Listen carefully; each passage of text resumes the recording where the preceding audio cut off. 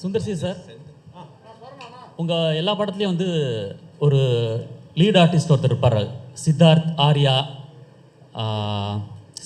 ஆர்யா, வினய் அந்த மாதிரி. இதில் ஏன் அப்படி இல்லை? ஆக்சுவலாக இந்த படம் நான் ஆரம்பிக்கும் போது எனக்கு இதில் நடிக்கிற ஐடியா இல்லை ஒரிஜினலாக. அதனால் என்ன பண்ணால் ஸ்கிரிப்ட் பண்ணும்போதே வந்து மேல் கேரக்டர் ஒன்று தான் இருந்துச்சு. அப்படி தான் நம்ம ஆரம்பித்தேன். ஸ்கிரிப்ட் ஃபுல்லாக முடிக்கும்போது ஆக்சுவலி ஒரிஜினலாக வந்து ஒரு ஹீரோ தான் நடிக்கிறதா இருந்துச்சு. அவர் யாருன்னு தெரியும், மிஸ்டர் விஜய் சேதுபதி.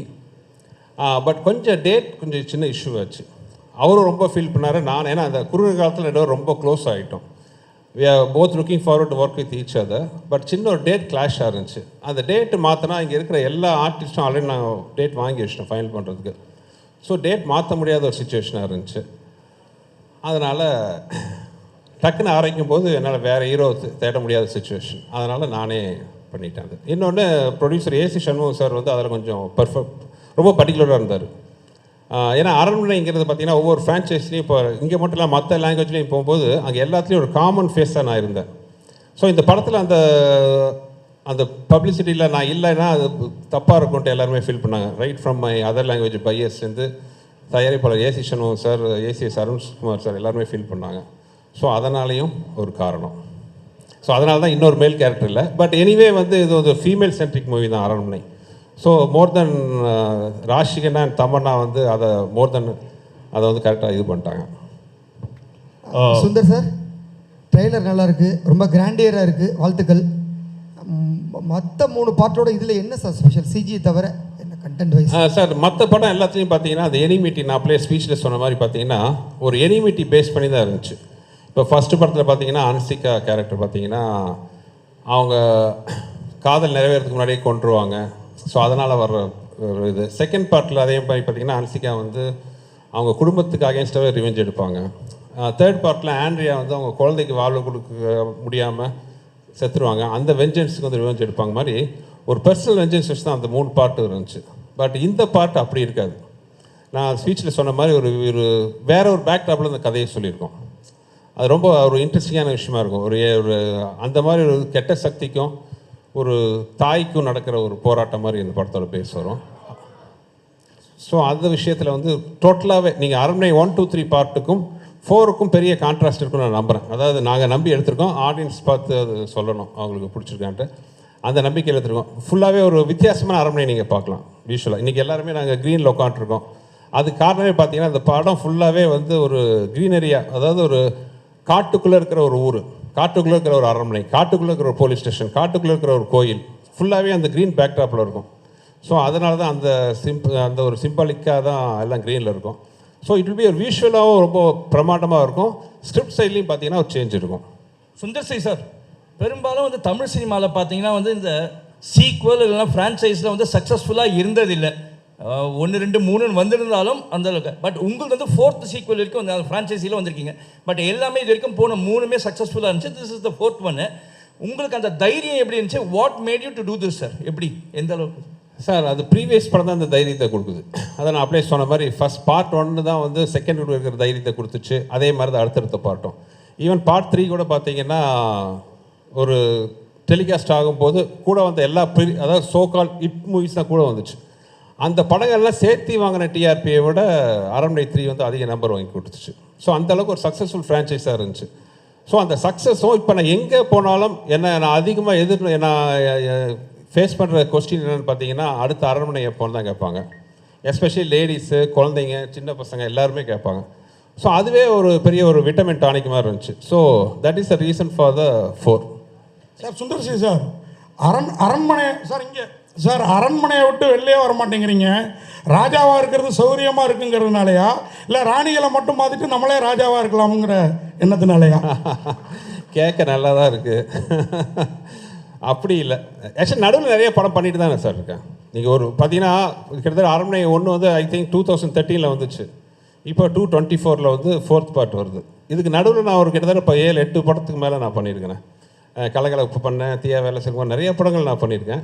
பட் நீங்கள் கேட்குறது அது ஒரு வகையில் அரண்மனை வந்து ரொம்ப ஒரு வசதியான ஃப்ரான்ச்சைஸ். உண்மையை சொல்ல போனால் எனக்கு வந்து நான் யார் வாசலையும் போய் எந்த படத்துக்காக யார்ட்டையும் போய் நின்னதே கிடையாது. நான் என்ன நம்பி படம் எடுக்கிறேன், எனக்கு பிடிச்சவங்களோட சேர்ந்து ஒர்க் பண்ணுறேன். அப்படி இருக்கும்போது வந்து அரண்மனை வந்து எனக்கு ரொம்ப ஒரு கம்ஃபர்ட் ஜோனாக இருக்குது. நீங்கள் சொன்ன மாதிரி அடிஷ்னல் அட்வான்டேஜஸ் ராணிகள் இருக்காங்க சார். அதே மாதிரி சார் சுந்தர் சார், அதே மாதிரி ஒரு பெரிய பெரிய நடிகைகள் ஒரு 2-3 ரவுண்டு வந்துட்டு கொஞ்சம் அவங்க பிரேக் எடுத்துக்கலாம், கொஞ்சம் ரெஸ்ட் எடுத்துக்கலாம்னு நினைக்கிறப்போ உங்கள் படத்தில் வந்து திருப்பி அவங்க அடுத்த ரவுண்டை ஸ்டார்ட் பண்ணுற மாதிரி ஒரு சூழல் வருது. இது வந்து நீங்கள் வந்து நடிகைகளுக்கெல்லாம் ஒரு வேடந்தாங்கல் மாதிரி இருக்கிறதா எனக்கு தோணுது. ஒருவேளை மேடமும் ஆர்டிஸ்ட் அப்படிங்கிறதுனால அவங்களுக்கு அந்த மாதிரி அவங்கள சார்ந்தவங்களுக்கு நம்ம சப்போர்ட்டாக இருக்கணும் அப்படிங்கிறதுக்காகவே இந்த மாதிரி படங்கள், ஏன்னா நல்லா ஓடவும் செய்யுது அந்த படங்கள், அப்படி ஒரு ஃபீல் உங்களுக்குள்ளார இருக்கோ? இல்லை, அப்படி எதுவும் இது வரைக்கும் நான் நினச்சதில்லை. அப்படி ஏதாச்சும் என் படத்தால் வந்து ஒரு ஐப்பு மறுபடி வந்துச்சுன்னா வந்து ஆண்டவனுக்கு நன்றி தான். Sundar sir, Mani here right. Yes sir, yes ma'am. Congratulations. Trailer looks very impressive.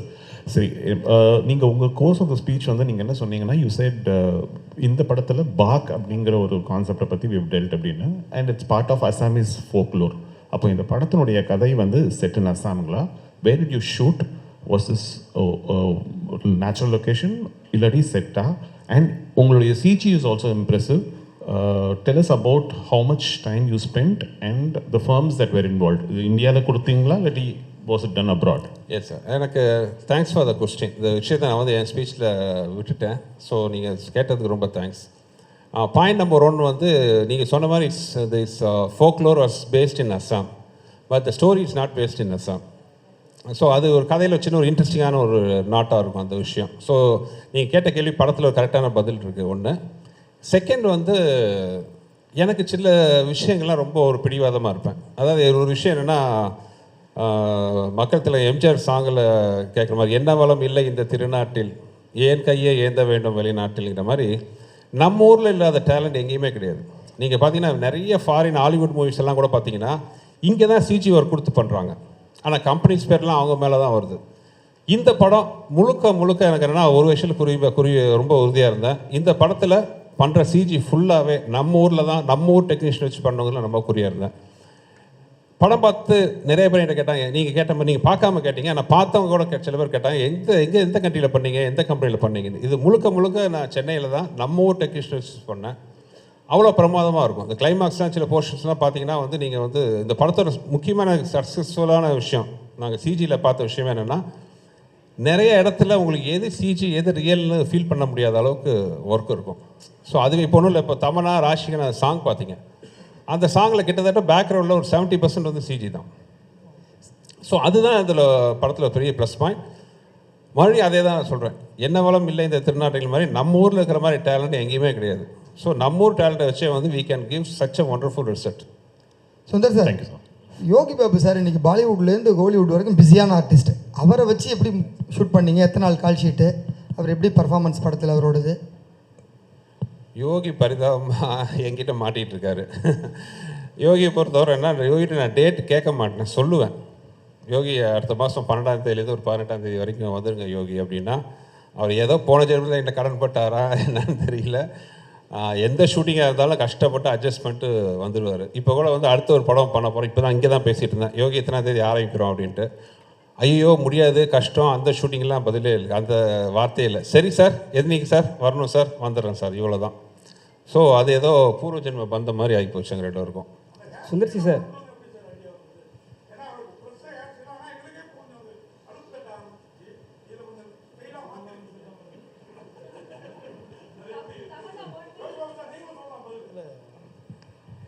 இதை நீங்கள் கேட்ட கேள்வி திரும்ப கேளுங்களேன். கேப் கேட்டுங்க, அதுதான் மேட்ரு. விடுங்க, இதுதான் பதில், அவ்வளோதான், விடுங்க. சுந்தர்சி சார் நீங்கள் அரண்மனை இங்கே ஸ்டேட் அரண்மனை 4 எப்பவுமே வந்து அரண்மனைனாவே 2 ஹீரோயின் கூட வந்து கண்டிப்பாக வந்து குஷ்பு மேடம் இருப்பாங்க. ஏன் கம்பல்சரி அவங்க வராங்களா, இல்லை வந்து நீங்கள் எடுத்துக்கிறீங்களா, இல்லை நீங்கள் வந்து தான் ஆகணுன்றாங்களா, சண்டை போடுறாங்களா? அது ஒரு அரண்மனை. அதான் அவனுக்கு இருக்கிற முன்னாடி இருக்கிற பெரிய சவால் என்னென்னா, நான் ஏற்கனவே சொன்னது தான். நான் முதல் தடவை வந்து ரஜினி சார் படம் பண்ணுறதுக்கு முன்னாடி, அப்போ வந்து நான் நினச்சிக்க மனசில் இருக்கிறதுலே ஈஸி வந்து ரஜினி சார் வச்சு படம் பண்ணுறது தான். என்ன ஒரு 4 ஃபைட் வேணும், கமர்ஷியல் விஷயம்லாம் வேணும், படம் பண்ணிடலாம் அப்படின்னு யோசிச்சுட்டு இருப்பேன். பட் ரஜினி சார் படம் கமிட் பண்ணி நான் பண்ணும்போது தான் தெரிஞ்சுது அது எவ்வளோ கஷ்டம்னு. ஏன்னா ரஜினி சார் வச்சுட்டு அவர் ஃபார்முலா தாண்டி வெளியில் வர முடியாது. ஆனால் அதே மாதிரி பண்ணாமல் இன்னும் கொஞ்சம் பெருசாக பிரமாண்டமாக அவர் பண்ண மாதிரி பண்ணணும், ஆனால் வேறு மாதிரி பண்ணணும்.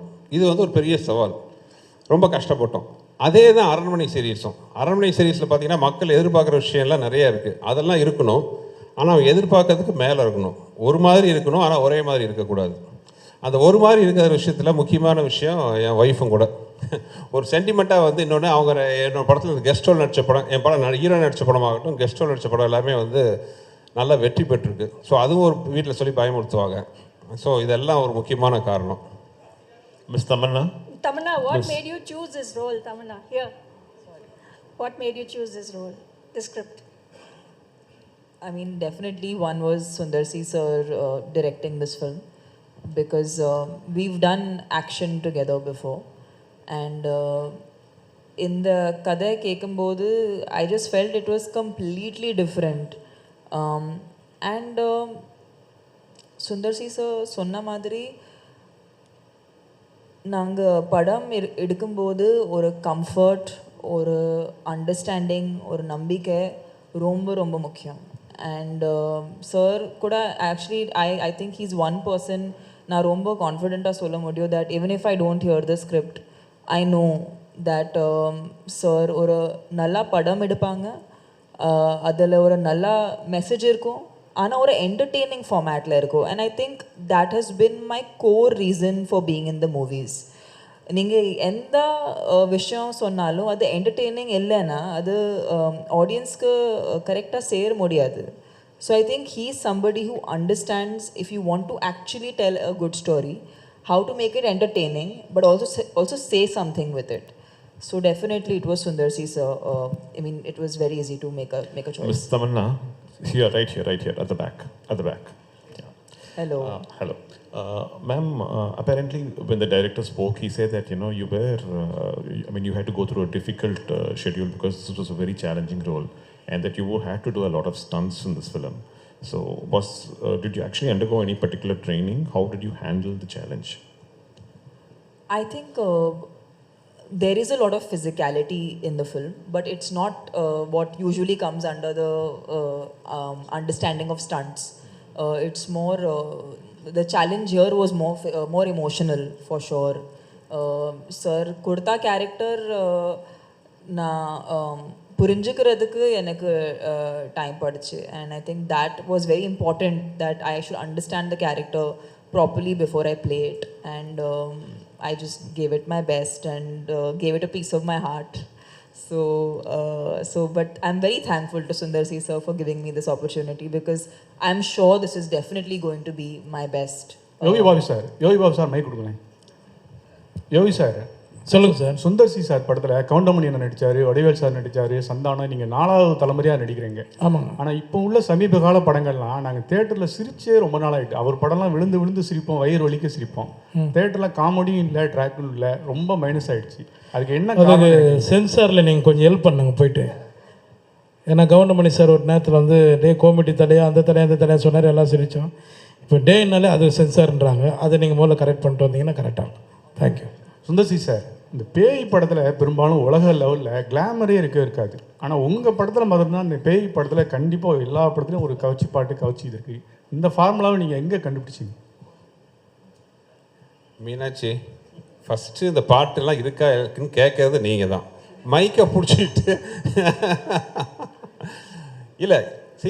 அரண்மனை வந்து நான் ஃபஸ்ட்டு எடுக்க பிளான் பண்ணது என்னென்னா, வழக்கமாக ஆரர் படம்னு என்ன இருக்கும், ஒரு பாலடைஞ்ச பங்களா, டார்க்கு, ஒரு பயப்படுத்துகிற மாதிரி ஒரு இந்த பேய்னாலே ஒரு பயம்.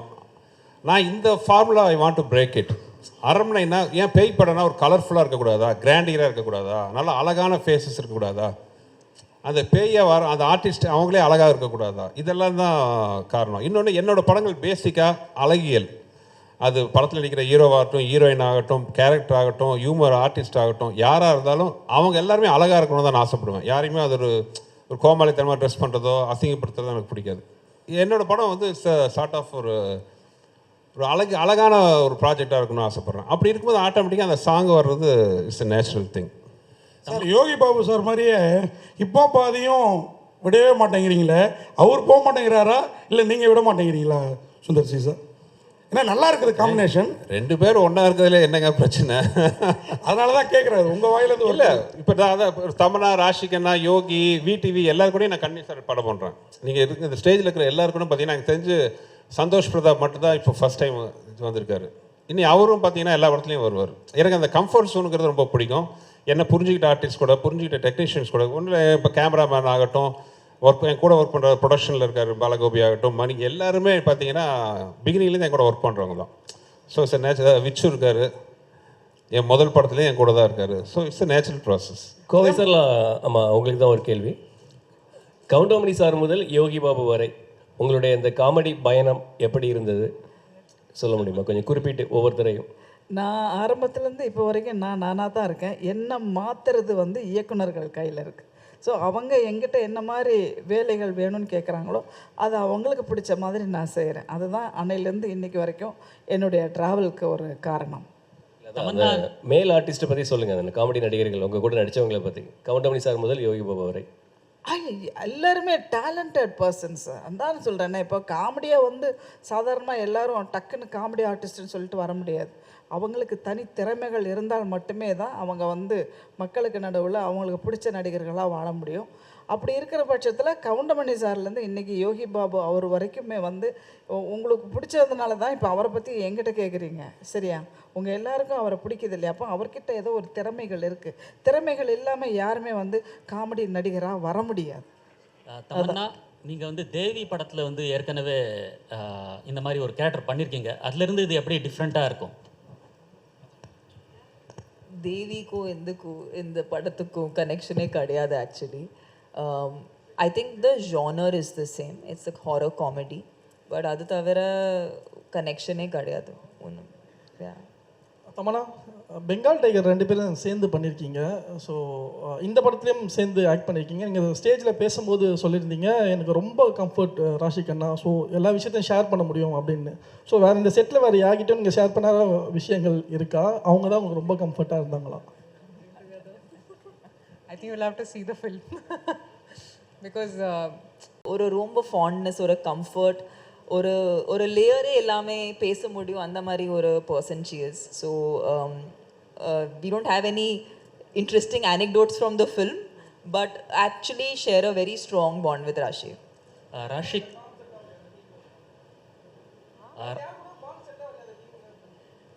I mean there's a bond. We were working, sir. There was no time for making bonds. Raashi, நீங்கள் சவுத் சினிமாவில் அதிகமாக உங்களை பார்க்க முடியல இப்போ முன்ன மாதிரி, என்ன காரணம் அது? அது ஆக்சுவலி நான் இப்போ I've never planned where I want to work. I think content, wherever I get to do content or wherever I feel satisfied as an actor, I go there. And இப்போ I think I'm working in Telugu also. Aranmane is also coming. I have more films in Tamil also. So I'm trying to balance all the industries. There's no reason as such that, you know, why are you not working here? When I was working here, people would ask me, when are you going to Bollywood? When are you doing Hindi? Now when I'm doing Hindi, they're asking me, why are you not doing South? So I don't know where to go. But I just feel like all the industries have been very warm and welcoming. I love working in any industry. And I think that's why we are so rich as a culture, as a tradition. That we have so many industries working and everybody is passionate about making good films, and I think all of us actors want to just be part of good films. And I'm very happy that like Tamanna, I also got an opportunity to work in almost all the industries. I think we've covered all industries and I think that's a huge plus today, you know. So I'm very proud of my journey, and wherever it takes me, even if I get more Tamil films, of course I'd love to do more content here also, in Telugu also, in Hindi also. Wherever cinema will decide where it will take me. Sundar C sir, அரண்மனை 4 மாதிரி அரண்மனை 5 வரும்னு நாங்கள் எதிர்பார்க்குறோம். ஏன்னா CBI diary group அந்த காஞ்சனா மாதிரி பாட்டு தான் 4 பாட்டு வந்திருக்கு. நீங்கள் 5 வந்து எடுப்பீங்க நம்புகிறோம். மீனாட்சி தான். எங்களுக்கு ஒரே ஒரு கேள்வி, அந்த அரண்மனை 5வது இந்த மாதிரி விழாக்கு ஃபங்க்ஷனுக்கு தயாரிப்பாளர் இருக்கிற குஷ்பு மேடம் வந்து ஒரு மத்திய அமைச்சராக வருவாங்களா? போலீஸ் ப்ரொடெக்ஷன், ஒரு பெரிய பாதுகாப்பு, இது அதற்கான வந்து யோகம் இருக்கா? அதுக்கான வாய்ப்பு இருக்கா? No politics sir. சுந்தர் அது வேற டிபார்ட்மெண்ட் சார். சுந்தர் வந்து அரண்மனையில் வந்து சுந்தர்சி சார் தான் ஹீரோ அண்ட் டைரக்டர். சரிங்களா? இதுக்கப்புறம் எடுக்கிற படத்துலேயும் வந்து அவர் தான் ஹீரோயின் டேரக்டர் வரணும். ஏன் ஹீரோவுக்கு பஞ்சமா, இல்லை வந்து ஹீரோ வந்து கரெக்டாக வந்து உங்களுக்கு ஒர்க் பண்ணி தர மாட்டாங்களா? இல்லை, நான் அப்போவே சொல்லிட்டேங்க, அரண்மனைங்கிறது ஃபீமேல் சென்ட்ரிக். அது வந்து அது நீங்கள் ஃபிக்ஸ் பண்ணிக்கோங்க. அது ஹீரோவும் கூட வருவாங்க நிறைய. அதனால் நான் ஸ்கிரிப்ட் பண்ணும்போதே அந்த மாதிரி தான் வருது. கதை தான் தீர்மானிக்குது எல்லாமே. நாளைக்கே வந்து இந்த படம் வந்து ஓகே, ஒரு திடீர்னு ஒரு மேல் சென்ட்ரிக்காக ஒரு ஸ்கிரிப்ட் அமைஞ்சதுன்னா கண்டிப்பாக வந்து ஒரு பெரிய ஹீரோ இருப்பாங்க. அவ்வளோதான். Script decides everything. சார், எத்தனை லாங்குவேஜில் ரிலீஸ் ஆகுது? எல்லா லாங்குவேஜும் ஒரே டயத்தில் ரிலீஸ் ஆகுது? எல்லா லாங்குவேஜிலும் ஒரே நேரத்தில் ரிலீஸ் ஆகுது. இது மொத்தம் வந்து 5 லாங்குவேஜில் ரிலீஸ் ஆகுது. தமிழ், தெலுங்கு, மலையாளம், கன்னடம் அண்ட் ஹிந்தி. 5 லாங்குவேஜ்லேயும் ஒரே நேரத்தில் ரிலீஸ் ஆகுது. டைரக்டர் சார், அதே மாதிரி நீங்கள் ஃப்ளைட்டில் போகிறப்பையும் ஒரு பெண் குழந்தை தான் கேட்டுது, வர்றப்பையும் ஒரு பெண் குழந்தை தான் கேட்டுதுன்னீங்க. ஆக்சுவலாக இந்த மாதிரி படங்களை வந்து குழந்தைங்க எல்லாருக்குமே பிடிக்கும். ஏன் எங்களை மாதிரி ஒரு சைல்டு வச்சு ஆண் குழந்தைங்க யாரும் கேட்கலையா அவங்கள்ட்ட படம் எப்போ பண்ணுவீங்க? அது நான் அப்படி செட்டப் பண்ணல. போகும்போது பொண்ணு செட்டப் பண்ணியிருந்தா போகும்போது பொண்ணு வரும்போது ஆம்பளைன் வரும். இது ஒரிஜினலாக நடந்தது, அதனால 2 பொண்ணாக அமைஞ்சது. சார், விடிவிக்கு மட்டும் ஒரே ஒரு கொஸ்டின், விடிவி சாருக்கு மட்டும். சார், உங்கள் குரலை கேட்கணும், ஏதாவது பேசுங்க சார். சார், அந்த மீஸ் எடுத்ததை பற்றி பேசுங்க சார். அதுதான், வாங்க போய் சாப்பிடலாம். கரெக்ட். நன்றி நன்றி நன்றி, வாழ்த்துக்கள். லாஸ்ட் क्वेश्चन ஏதாவது இருக்கா? முடிச்சுக்கலாமா sir? Sundar C sir, last question இதோட முடிச்சுக்கிறோம் சார். ஒரே சார், கமல் சார் ஃபேன்ஸ் எல்லாருமே வெயிட் பண்ணுறது பார்த்தீங்கன்னா வந்து மருதநாயகம் அந்த படத்துக்காக தான். அதே மாதிரி உங்கள் ஃபேன்ஸ் வெயிட் பண்ணுறதுக்கு பார்த்தீங்கன்னா மதகத ராஜா எப்போ வரும் அப்படிங்கிறத பற்றி தான். ஸோ அந்த படம் வருமா? ஏதாவது ஹேப்பனிங் இருக்கா? ப்ரொடியூசர் அட்ரஸ் உங்களுக்கு தெரியும், நேராக போய் அவர்கிட்ட கேளுங்க. எனக்குலாம் நான்லாம் தெரியும், உண்மையாக சொல்கிறேன். அந்த படத்தை காசு கொடுத்து நாங்களே வாங்கிக்கிறோம். நானும் விஷாலை கூட கெஞ்சி பார்த்துட்டோம். 2013 பண்ண படம் இப்போ வந்தாலும் அந்த படம் அவ்வளோ என்டர்டெயின்மெண்ட்டாக சூப்பராக இருக்கும். என்ன காரணம்னு தெரில. இத்தனைக்கும் அந்த ப்ரொடக்ஷன் அவர் ப்ரொடியூசரோட ப்ரீவியஸ் கடனால் இந்த படத்தை ஹோல்ட் பண்ணி வச்சுட்டார். இந்த படத்து மேலே கடன் இருந்தால் எங்கள் மேலே தப்புன்னு ஃபீல் பண்ணலாம். இந்த படம் இப்போவும் ப்ராஃபிட்டபுளாக ரிலீஸ் ஆகிறதுக்கான அத்தனை சாத்தியக்கூறு இருக்குது. நானும் விஷாலுமே கேட்டு பார்த்துட்டோம். அவரோட பழைய கடனை அடைக்கிற சில காரணங்கள்னால இந்த படத்தை ஹோல்ட் பண்ணி வச்சுட்டார். அதனால் தயவு செஞ்சு ஏன் சார்பா டீனரில் தான் அவர் ஆஃபீஸுக்கு போய் கேளுங்க. தெரியலன்னா நான் அட்ரஸ் கொடுக்குறேன். தேங்க்யூ. Thank you so much.